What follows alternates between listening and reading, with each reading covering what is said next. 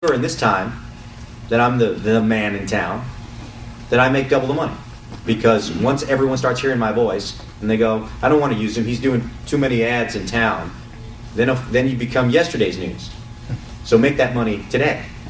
There's an old joke, I don't know how it goes, but exactly, but it's like, get me Eric Stuart. Great, good. Okay, get me a slightly younger Eric Stuart. And then it's like, I need somebody who can, it's like it gets to the point where like you become the prototype, but you're not the guy they want to use anymore because you're yesterday's news. So, any other questions you guys got? Yes. Yeah. When you get a character like Seto Kaiba, right, who's, they're still putting out a version of Yu-Gi-Oh! And they just had a big movie, right, with all 3 of the card players. Right.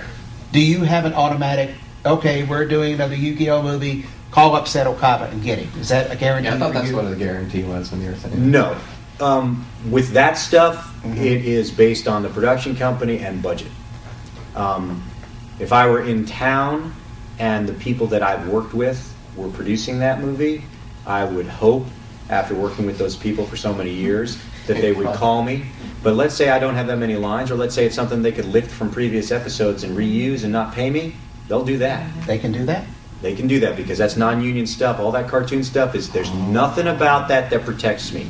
The first Pokemon movie, back in the day, we had a completely different contract, which I helped to do a little bit of work with that, which allowed us, we actually made money on the DVD sales, we made back-end residuals on that stuff, on sales. That's mechanical sales, mechanical royalties.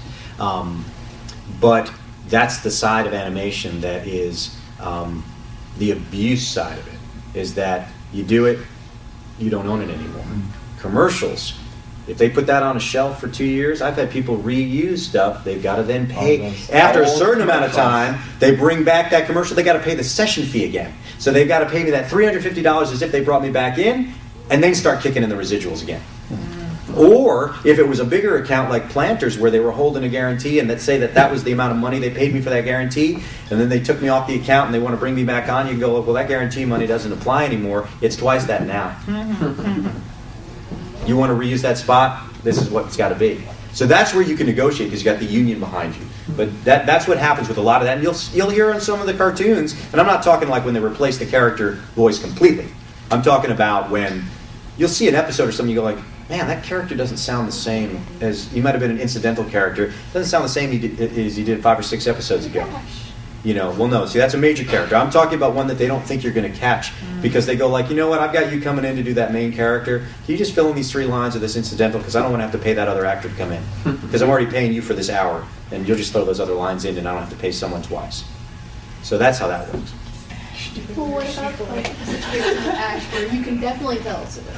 But see, that is because the production company, that is because Pokemon USA decided that they didn't want to pay for what they were paying for 10 years and took it from the production company and gave it to a smaller production company, which got it stolen from even a cheaper one. So it's money. It has nothing to do with the actors. We had a contract with 4 kids to do our thing, but someone undercut 4 kids, and then of course, Payback, man.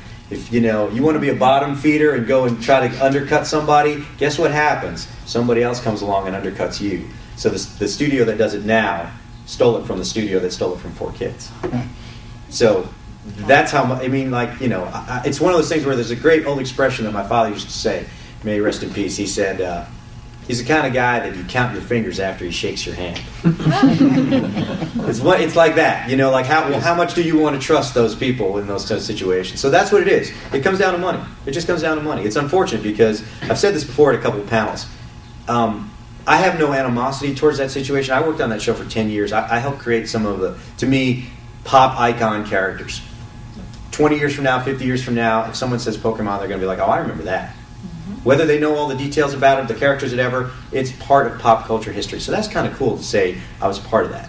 But what's frustrating to me is the people in charge of the entire machine really felt like the fans don't care who's voicing it because they're just because they're making money off of this. But honestly, but that's what it is. And that's the part where you go, man, just come to a convention.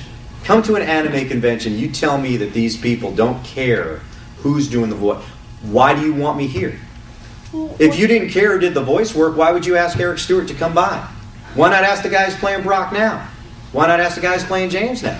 It's like that's the point behind it is that there is a hardcore fan base that loves this stuff and they pay attention to it, and it just gets ignored. And that's the part that bothers me. It would bother me if all of a sudden it's like, okay, cheesy band but great band, Journey, right? Journey's not Journey anymore. Steve Perry is not in that band. Do not put somebody. They hired a Filipino guy that sounds like Steve Perry, and you go on tour as Journey. No, now you're a cover band. Sure, Neil Sean is there, but you're still not Journey. Like Leonard Skinner. Well, yeah, hey Skinner, I toured with Skinner. Those are good boys. But you know what I'm saying? It's one of those things. Like, they do notice. They might enjoy the show, but they do notice it's not the same. So I hate it when they change voices out of nowhere. It's just One Piece, Pokemon. Yep. But that's what happens, and you can't blame the actors, and you can't blame, a lot of times you can't blame the directors. We're in a position where we're following what they're doing, what the budget is. A lot of times too, shows will be established, and then they become sort of the B shows. They get less of the focus. You'll get the A team that starts it off. I worked on a lot of shows for one season, and then it was handed off to another director, and a different producer might have taken it over, and then different writers get it. Because once you establish that fan base and you got them hooked, Eric, could you come and do this and do that to the next show? Let's put the A team on that and do that, because that's what it's about. I got you now. So we'll just keep churning this out, and we'll do our thing. So, yeah. Okay, so like we were saying with whenever they change the voices, like in Pokemon, we know you as like Brock and James originally, like original, but like does whatever system it is give you that kind of credit, like even though you're not James or Brock? What do you mean credit in terms of the? Like, I think just talking about the kind of residual, where he's getting paid afterwards. But see, we don't get paid afterwards on those shows. That's what I'm trying to tell you. Oh, because it's not a union, right? That's the deal. It's buyout. Paid by the hour. Thank you very much, and you're done. that sucks. Which is why I tell everybody, in terms of if you want to be a voice actor, if you enjoy that stuff, focus on the commercial side. Focus on the audiobook side. Focus on something that's a little bit more of what the real business is. Unless you get cast in a cartoon that is network, like, let's say Pixar called me and said, we're going to do a movie and we want to use you. That's a different story. But the majority of anime and stuff like that, that's what this business is. So it's more about enjoying it and a steady paycheck. I worked on cartoons for 10 straight years doing, nonstop. I was at 4Kids every day working on a cartoon. So it was nice to be paid as the director of that stuff, as well as being an actor on that stuff. Fantastic. But I still made more as a director. And I was in the booth a lot as an actor. So just remember, it's fun to do that stuff, but think bigger if you want to make a career out of it so you can do other things. That's how I was able to tour. Being on the road was not cheap, even on big tours. But because I had the voiceover income, I didn't have to say no to opportunities that were presented to me. And not because of the cartoons, but because of the commercials. So. Okay, so I know you did voice for like the show Shaman King. Yes.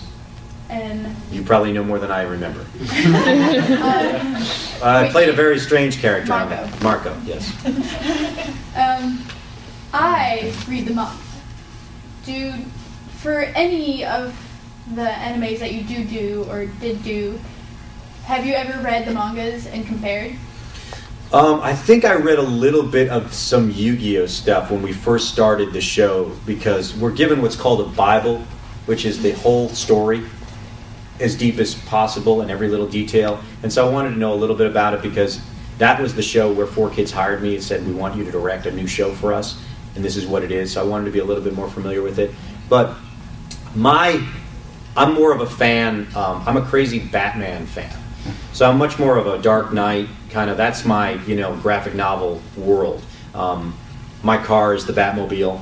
And you think I'm kidding? No, I've got a 2011 black on black Mustang that's in this parking lot right here with Batman floor mats, a bat mask in the back.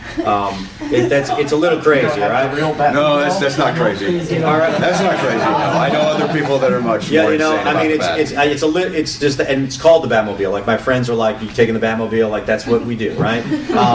So that's more my thing than that. And also, it was a matter of time. I was working on so many shows, so much, that it was very hard to just go like, well, let me sit down for a couple of days and catch up on that stuff. So I can't say that I know even 5% of what the hardcore fans know. I do know that when I was directing shows, I tried to keep the continuity there in gameplay and whatever else was going on. But we didn't have as much say as what the new producer wanted to turn them into. Remember, that's a Japanese audience. And the things that we're allowed to do in Japan don't translate into American television. And it's very strange. I'm sure you guys have seen that on the outside, the Japanese culture seems very refined and reserved. No, it's not. I know better. I know a hell of a lot better. But I'm saying on the outside. Right, that's the whole point. And what we're allowed to do on television is shoot you in the head. But we can't show you any breasts. But yet, Japan has no problem with that. And smoking, cigarettes. We can't show people smoking cigarettes. And in One Piece, we had to change it into a lollipop. Oh yeah, it was right? lollipop. But no, and Pokemon had an episode where James had and Yu-Gi-Oh! They had the guns. Air guns. Right. Then So they're just so freeze. what was interesting about that was, here's rules that apply to this culture that we had to change, but yet the Japanese had this other stuff in there where you're going, but you can do that? So we were always fighting with them about certain things, you know, like... Do you mean like US banned videos, like the episode of Pokemon where Brock was a girl? No, James. James. Yeah, that's what I meant. Well, I mean, would you be afraid, would you feel that the influence of James in a bikini, because he has breasts, would say that we're condoning being a transsexual? That's the fear. I mean, that's a whole other panel about what's wrong with the United States. And, I mean, when you tell people that these things are taboo, then that becomes bad. But like, if you trust people to actually make decisions for themselves and make responsible choices, I have a little bit more faith in the American people to say, smoking's probably not a good idea for my kids. I know that character's smoking, but or shooting the gun, I can tell them that that's wrong. I'm a responsible adult. I can tell them that. Or you guys are all old enough to watch that and go, James isn't a transvestite. I'm not, but whatever. Who cares if he is? Is that going to corrupt the world? I don't think so. So, well, I got a couple more minutes. Is there any other? Yeah, in the back. Do you have a favorite Batman villain? I would say, yeah, have you done any Batman work? I wish, people say, well, what would you want to work on? I've always wanted to play Batman. I would love to do that. You know what? I don't know if I have necessarily a favorite Batman villain. Why I love Batman though so much is because he's just a guy. Yeah. And there's a theory that genius and insanity are like this, right? Mm-hmm. And I've always felt that like, my brain working all the time like it does, I could easily cross over to that dark side. And if Batman wasn't a superhero, he'd be on some couch in some therapist's office all the time. Oh God! Yeah. But that's what makes it. There's no superpowers, whatever. That's what always attracted me to that character. So the villains, that's just to me, that's just window dressing. That's fantastic that they're there, but it's because of what the main character is that draws me to it. Do you have a favorite, like? Besides, of course, like Brock and James, do you have a favorite person from Pokemon? Person? Well, like favorite... Or just character, I guess? Character from... Oh, I don't know. I mean... Squirtle. Well, Squirtle was the first Pokemon I ever did the voice of that was a creature, so that was fun. But you're talking about other people on it? Yeah, like Jessie, Ash, Misty, and all that. I always liked the fact... Jessie was great to play against as James. I mean, to me, they could have had a spin-off like on when Three's Company had the Ropers. You know what I mean? Like they to me were funny, and Rachel Lillis, who played Jessie and also played Misty, was just a great sort of Abbott and Costello kind of thing.